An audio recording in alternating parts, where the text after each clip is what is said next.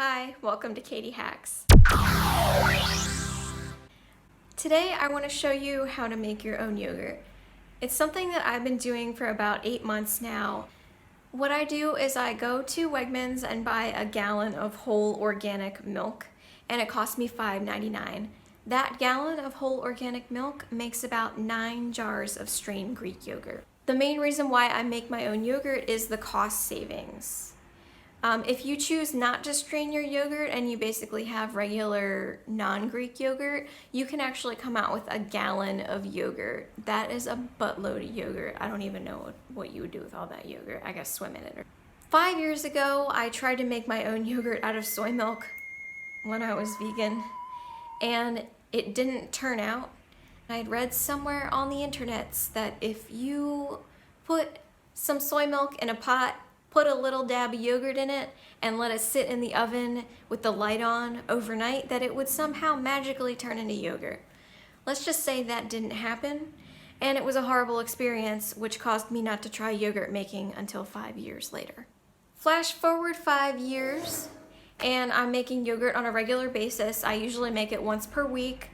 I usually use a new starter maybe every 4 or 5 batches. You don't need a special yogurt starter to get started, which is great. You can just buy a container of yogurt at the store. So here we go, let's get started. You're gonna need some equipment. It's not totally equipment free.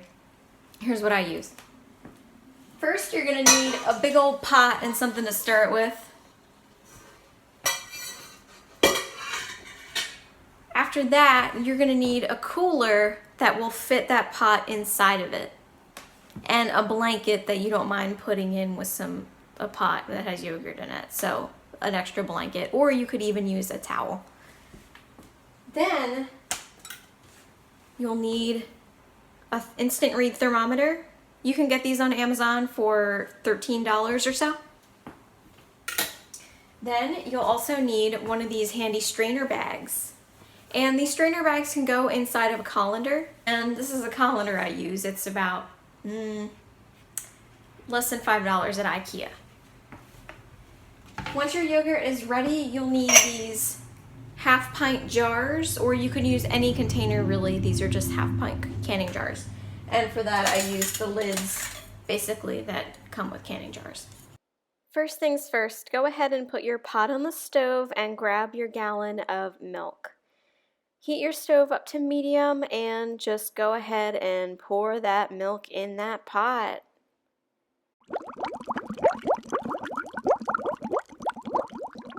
Alright, shake it out. Get every last drop of that good milk. Now we wait for the milk to get up to 180 degrees. Typically, I just let it go for 15 minutes and then come back and I start the process of taking the temperature. At this point, I grab my handy thermometer. And it actually attaches to my spoon because it has a magnet on the back, which is amazing. So I can just stir it and have the temperature simultaneously. So just keep stirring and taking the temperature. If you don't stir it, it'll start to form a little crust on the bottom and a skin on top, which nobody wants. So just go ahead and keep on stirring. Once you get a reading of 180 degrees, it's time to remove it from heat and cool it down. I like to do an ice bath. I live up in the Northeast, and during the summertime it gets really hot, and during the wintertime it gets really cold. So during the wintertime I just put it outside and it cools down just as well as it would in an ice bath in my sink. But since it's summertime, I'm using an ice bath to cool it down quickly. If I just let it at room temperature, it would take forever to cool down. So what we're aiming for here is a temperature of 110 to 115 degrees.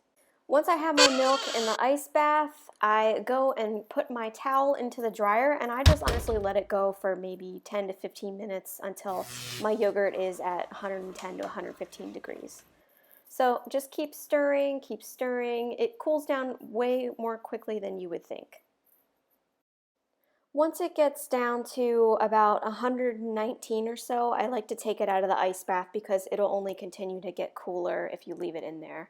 It's finally time to add the yogurt to the milk. This is the one I use. I remove a little bit of milk from the pot instead of just adding the yogurt to the huge pot.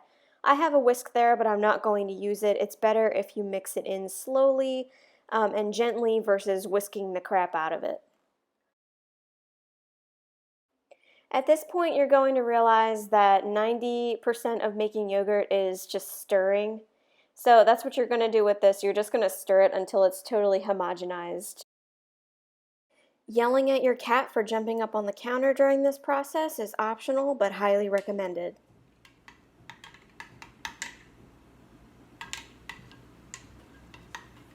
Jack! So now you're going to add the little mixture that you did to the big pot, and then just give the big pot a good stir until you're sure that everything is mixed in and there aren't any clumps or lumps anywhere, and it just looks pretty smooth. Basically like milk, only a little bit thicker. Go ahead and put your lid on. Here's that cooler I mentioned earlier. Go ahead and shoo your cat away from it. They love to jump in those things. And go ahead and put your yogurt in there. Go grab your towel from the dryer. It should be nice and hot, and put it in there. Tuck it in basically for bed. And you are done for the night. Give yourself a pat on the back.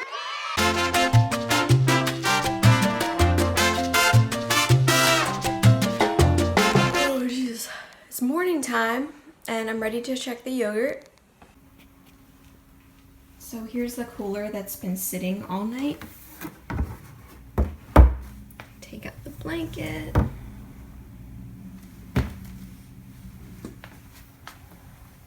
And off comes the lid. And you can see when I turn it, it moves away from the pot. It kind of just separates itself from the pot. So that means that it's definitely ready, and you can see it jiggling. So it's ready to strain. Grab another pot or a really big bowl and put your cheap plastic colander inside of it. Inside of your colander, you want to put your yogurt making bag, or if you don't have one of these, you could also use coffee filters or cheesecloth would work perfectly fine. So if you're using a yogurt making bag, just make sure the seam is on the outside. It's not where the yogurt will be touching. Go ahead and pour your yogurt haphazardly into the pot.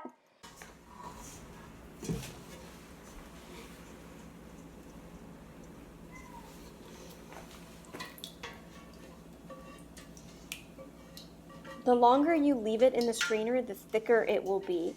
You can leave it in there anywhere from 4 to 48 hours. As I mentioned earlier, if you don't want it to be thick at all, you want non-Greek yogurt, you don't even have to do this step. Your yogurt is ready to eat as is. Go ahead and put your yogurt in the fridge and let it sit in there as long as you'd like. This right here is my yogurt after it's been in the fridge straining for about 48 hours. At this point, I like to take out some yogurt from the very middle for my new starter for my next batch.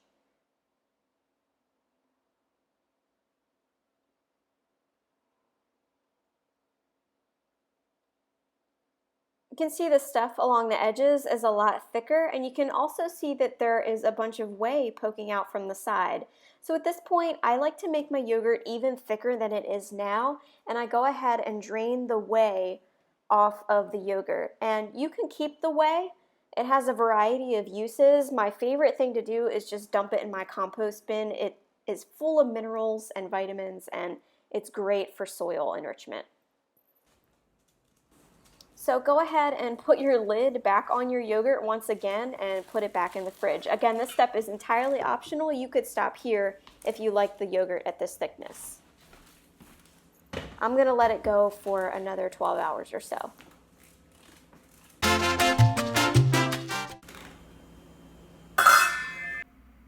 I pull my yogurt out of the fridge, and at this point it's really super thick, and it's definitely ready to put in jars. So I've got my jars all set up, and what I use to make sure that all the jars are equal is a kitchen scale. This is totally optional. This is just me being anal retentive.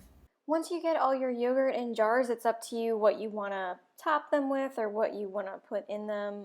If you wanted to, before you put them in jars, you could go ahead and mix them with sweetener. I prefer yogurt that's unsweetened. That's one of the reasons why I make my own yogurt, is because I feel like yogurt that you buy at the store is way too freaking sweet. So I leave it out, and then if we want sweetener in our individual yogurts, we can put some maple syrup or honey on top. That's usually what we do. 99% of the time. Also, you can top it with some fresh fruit. Peaches and plums are really good on there. And actually, the most amazing thing is just sliced apples. I've gotten out all the yogurt and I put it into jars. I have one huge jar here, which is probably about 2.5 of these little jars. And I've got 5 of these little jars. We actually scooped out 2 jars to eat this morning, so that's why I'm kind of 2 jars short versus what I said originally. All of this yogurt here cost me $5.99 plus the cost of the Faya yogurt. I think that was like $1.20 or something like that. But next time I make yogurt, I did take out that other starter that I can use to make it next time. So you can see how nice and thick this is. It's so thick. It has such a thick texture. And here we are. I'll just put these in the fridge and they'll last up to 2 weeks. Thanks for watching. I hope you liked the video. If you did like the video, go ahead and subscribe, and I might just have other videos like this one. See ya.